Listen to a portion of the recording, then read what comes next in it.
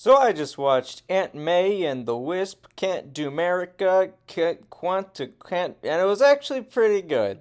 So I think last year was pretty handily one of Marvel's weaker years. It was pretty underwhelming all around, but this one surprised me by just being really genuinely fun. So I thought, hey, I should talk about it. I could do that pretty quick and it would be pretty cool. So now I'm doing that. Here we go. So first off, I want to talk about the CGI. It's pretty impressive but wildly inconsistent. There's parts that look really cool and then parts that look really bad. Like at one point a character touches an alien creature, it just looks like her hand is floating.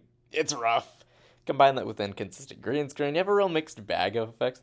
The coolest looking part of the movie was the part with Scott, and also Scott, and Baskin Robbins. There's been a lot of discussion recently about Marvel's over reliance on CGI, and while it hasn't really bothered me before now, this one definitely feels like it's overusing it. It kind of feels like a Star Wars prequel at times, and that is not a great thing in my opinion, but it's still impressive. It looks a lot better than a Star Wars prequel. Moving on to the plot, I think that it was paced pretty well. It takes a bit for the adventure to get going. Like the first hour's a bit slow. There's some weird parts that drag on, but once it gets going, it's pretty consistent and it's fun.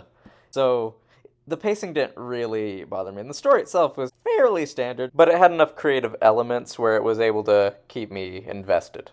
Now let's talk about the characters. There's a lot of those in this movie. Starting with Cassie, who I thought was kind of a hit or miss character. She can be a bit obnoxious at times, especially in the first half. But I think overall, she was fine. I like that she starts off as kind of a novice at fighting and stuff, but gets better as it goes. It's nice. Her motivational speech near the end, directed at a certain character, was probably the biggest laugh I got out of the movie. Moral of a lifetime. Hank wasn't in this one as much as before, but I liked every time he said he liked ants. That was funny. Biggest surprise was how underused Wasp was.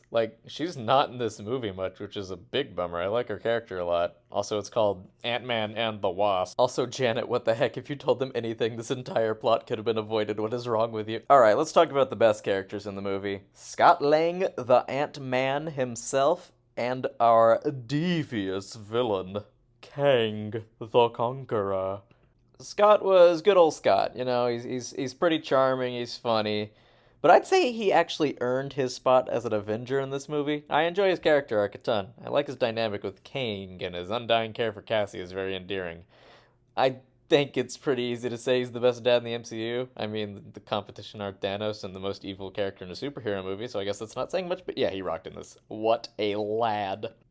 Kang was an excellent villain. His performance was great. He was really intimidating. Pretty much better than every Marvel villain of the last 3 years. It's fun having a character who's just unabashedly evil and also above everyone else. The final fight with him is probably my favorite final fight in this franchise of late, aside maybe No Way Home's finale. Just a great fight between two really cool characters. The post-credit scene of this movie is a very, we'll wait and see type deal. I don't know what I think about that. We'll see.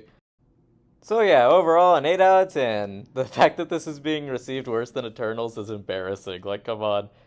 Oh yeah, one more thing. The best character in this movie is MODOK. MODOK was so dang epic. He's epic. I love MODOK. Oh my gosh, guys. Go watch this movie for MODOK. MODOK gets the win. He's the man. He is my best friend. Yeah, forget it. 10 out of 10 for MODOK alone. He was epic. Okay, bye.